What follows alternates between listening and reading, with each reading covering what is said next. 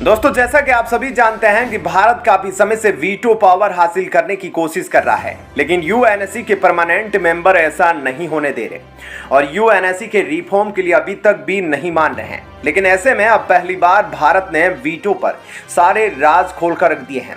ऐसा करके यूएन में भारत ने अपना आखिरी दांव भी खेल दिया है। जी हां, आपको बता दें कि डॉक्टर एस जयशंकर ने बड़ा खुलासा करते हुए बताया है कि सिर्फ चीन ही नहीं बल्कि सारे परमानेंट मेंबर्स भारत को यूएनएससी में परमानेंट मेंबर ना बनाने के लिए जिम्मेदार है। क्या है पूरी खबर? एस जयशंकर ने यूएनएससी को लेकर कौन सी बड़ी बात कही है और इसका क्या अंजाम होगा, इन सब बातों के बारे में अब आपको थोड़ा डिटेल में। दरअसल दोस्तों, यूनाइटेड नेशन सिक्योरिटी काउंसिल में भारत को परमानेंट मेंबरशिप चाहिए, जिसे लेकर भारत एड़ी चोटी का जोर लगा चुका है। भारत की परमानेंट रिप्रेजेंटेटिव रुचिरा कंबोज और प्रतीक माथुर भी लगातार ऐसे बयान दे रहे हैं, जिसके चलते इस वक्त यूएनएससी में काफी ज्यादा प्रेशर है भारत की बात को मानने का। लेकिन यह कहा जा रहा है कि चीन हमेशा ही अपनी वीटो पावर का इस्तेमाल करके भारत की तरफ से रिफॉर्म का जो एक प्रस्ताव रखा गया है उसे कामयाब नहीं होने दे रहा। लेकिन दोस्तों, आपको यह बात जानकर हैरानी होगी कि सिर्फ चीन ही नहीं जो भारत की परमानेंट सदस्यता के खिलाफ है, बल्कि जितने भी परमानेंट मेंबर है वे तो चाहते ही नहीं कि यूएनएससी में रिफॉर्म हो और वे हर बार अपनी यही एक स्टेटमेंट देते हैं। ऐसे में ये परमानेंट मेंबर कोई ठोस कदम नहीं उठा रहे। इन परमानेंट मेंबर की हरकतों से परेशान होकर भारत के एक्सटर्नल मिनिस्टर ने खुलकर बयान दिया है और ऐसी चीज पर रोशनी डाली है जिसको अब तक अंधेरे में रखा गया था। हाल ही में भारत के external minister doctor S Jaishankar Sweden के दौरे पर गए हुए हैं और यह बयान वहीं से निकलकर सामने आया है। उनका कहना है कि परमानेंट मेंबर्स को ऐसा लगता है अगर रिफॉर्म्स होंगे तो नए देश इसमें शामिल होंगे और उनकी पावर डाइल्यूट हो जाएगी, यानी कि उनकी जो पावर है वह काफी ज्यादा कम हो जाएगी। इसलिए वह हर बार इस रिफॉर्म को करने से कतराते हैं। रेफरेंस के लिए आप अपनी स्क्रीन पर आर्टिकल का स्क्रीनशॉट देख सकते हैं, जिसमें साफ साफ लिखा गया है कि यूनाइटेड नेशन के जो बेनिफिशरीज है, यानी कि जो परमानेंट मेंबर है, वे इस यूनाइटेड नेशन के रिफॉर्म को होने नहीं देना चाहते। जयशंकर का बयान यहां तक नहीं रुका, उन्होंने इतिहास के उन पन्नों को भी पलटा जहां पर परमानेंट मेंबर्स की असलियत छुपी है।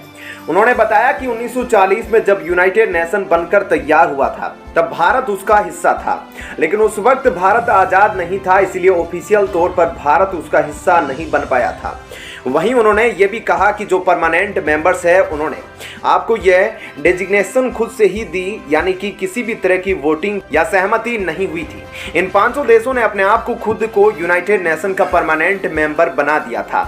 वहीं पर अब जब हालात और वक्त बदल चुके हैं तब इन परमानेंट मेंबर्स को डर लग रहा है कि उनकी सदस्यता और उनकी जो पावर है वह कम हो जाएगी अगर और लोग इसमें शामिल हो जाएंगे, क्योंकि इन्हें वोटिंग के जरिए यह जगह हासिल हुई है। अगर कोई समझदार व्यक्ति होता तो वह यूनाइटेड नेशन में होने वाले रिफॉर्म्स की जरूरत को समझता।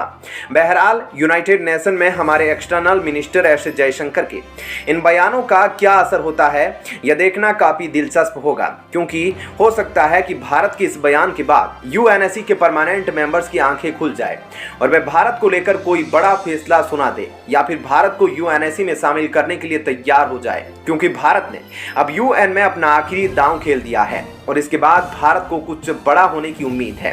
तो दोस्तों, ऐसे में इस खबर के बारे में आपकी क्या राय है हमें कमेंट करके जरूर बताएं। और अब आपको बताते हैं ऐसी ही एक और बड़ी खबर। दोस्तों, एक तरफ जहां भारत अब यह सोच रहा था कि वह कहां से कच्चा तेल खरीदेगा, तो वहीं अब ऑयल को छोड़कर भारत को ब्लैक गोल्ड मिल गया है, जिसके बाद सभी ऑयल एक्सपोर्ट करने वाले देशों की अकड़ निकल गई है। जो कि भारत को जब से यह ब्लैक गोल्ड मिला है तब से ये सभी देश हैरान हैं। अब आपको थोड़ा और डिटेल में इस खबर के बारे में बताते हैं कि आखिर क्या है यह ब्लैक गोल्ड और भारत को यह कहां से मिला। दरअसल दोस्तों, सामने निकलकर आ रही लेटेस्ट रिपोर्ट से यह बात कंफर्म हो गई कि आज भारत के पास काफी बड़ी संख्या में CBM यानी कि कोल बेड मीथेन की रिजर्व मौजूद है, जिसका अगर हमने 10% भी इस्तेमाल करना शुरू कर दिया तो हम $2 बिलियन से ज्यादा का इंपोर्ट वही कम कर सकते हैं, क्योंकि साल दर साल भारत का कोयला प्रोडक्शन लगातार तेजी से बढ़ रहा है और अब हम कोल के मायने में दूसरे देशों पर अपनी निर्भरता कम करना चाहते हैं। आपको यह बात जानकर हैरानी होगी कि पिछले 17 सालों में पहली बार कोल इंडिया लिमिटेड ने अपने वॉरशिप टारगेट से ज्यादा कोयला प्रोडक्शन किया। जिसके तहत पिछले साल कोल इंडिया लिमिटेड ने 703.2 मिलियन टन कोयला प्रोड्यूस किया था, जबकि शुरुआती टारगेट के अनुसार कोल इंडिया लिमिटेड को 700 मिलियन टन कोयला ही प्रोड्यूस करना पड़ा था। सिर्फ इतना ही नहीं, साल 2026 तक भारत अपने कोल प्रोडक्शन को लगातार बढ़ाना चाहता है और यह प्रोडक्शन 2000 मिलियन टन तक भी पहुंच सकता है, जिसकी वजह से इस बात की संभावना काफी ज्यादा बढ़ चुकी है कि अब भारत कोल के अलावा अपने कोल बेड मीथेन रिजर्व को भी इस्तेमाल करना शुरू कर दे। बता दें कि आज भारत के पास कोल बेड मीथेन के 2600 मिलियन क्यूबिक मीटर रिजर्व मौजूद है, जो कि एक काफी बड़ा आंकड़ा है और इसी वजह से भारतीय विशेषज्ञों को कोल बेड मीथेन में काफी पोटेंशियल नजर आ रहा है। हालांकि यहाँ पर यह सवाल उठता है कि कोल बेड मीथेन आखिर है क्या। तो दोस्तों, इसे हम आसान भाषा में ऐसे समझ सकते हैं कि जब भी हजारों सालों की प्रक्रिया के दौरान कोयला बनता है, तब कोयले के साथ ही मीथेन गैस भी रिलीज होती है और जो मीथेन गैस कोल बेड के पास रहकर जमा हो जाती है, उसे ही हम कोल बेड मीथेन कहते हैं, जिसका इस्तेमाल कई अलग अलग तरह से किया जा सकता है। और क्योंकि कोयले को पहले से ही निकाला जा रहा है, इसलिए अगर इसके साथ ही कोल बेड मीथेन को भी निकाला जाए तो ये हमारे लिए और भी ज़्यादा प्रॉफिटेबल बन जाएगा, जो काफ़ी अच्छी बात है। वहीं पर अगर हम बात करें कि आखिर कोल बेड मीथेन का इस्तेमाल हम किस तरह से कर सकते हैं, तो आपको यह जानकर हैरानी होगी कि यह मीथेन गैस इतनी ज़्यादा ज्वलनशील और सक्षम है कि हम इसे कई अलग अलग एप्लीकेशन में इस्तेमाल कर सकते हैं।